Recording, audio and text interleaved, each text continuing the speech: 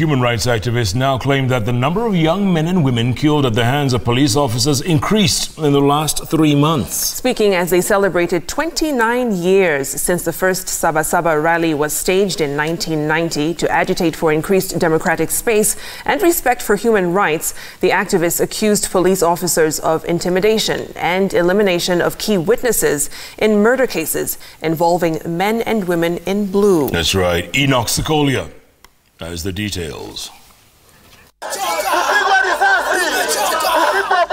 It was a message they intended to put across as they strolled through the streets of Eastleigh and Majengo estates in Nairobi. These are some of the estates where bloody battles between the police and residents is so common and mostly fatal. Placards displayed their anger and those who made them angry.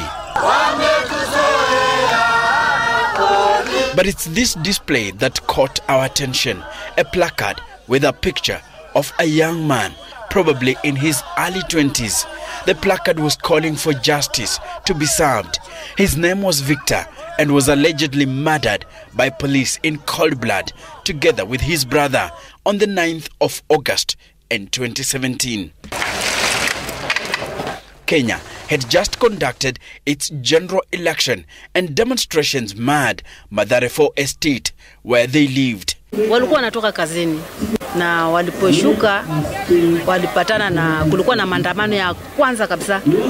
Walipatana na hiyo maandamano, hasa hapo ndio maskari pia wakatokezea na wakafyatua hapo. Almost 2 years after the death of Victor and Bernard, justice is yet to be served. No single officer has been interdicted nor charged in relation to the killings. Hiyo si njia, hiyo si solution. Mwanzo hata kuua kijana si solution. Mama Victor says despite making a report to the police and the Independent Police Oversight Authority, IPOA, nothing seems to be happening. Ni uchungu sana kupoteza wanaume, si watoto, wanaume. Wanaume wale ambao wameacha familia zao. Ni uchungu sana.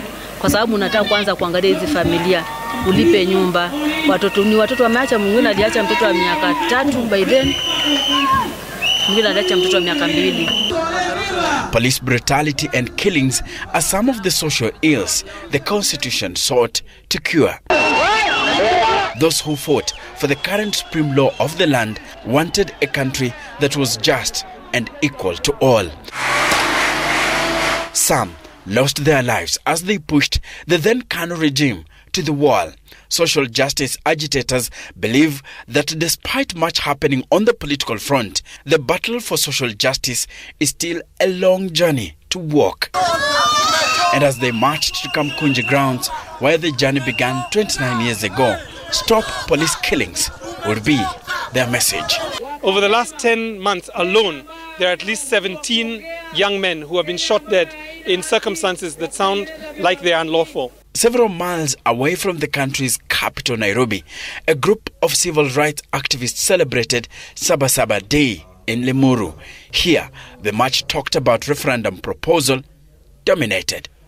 They talk differently sometimes. Wengine wanasema handshake, wengine wanasema handshake ni mbaya, wengine wanasema badilisha katiba, wengine wanasema msibadilishe katiba. Lakini hawa watu wote ni kitu nini?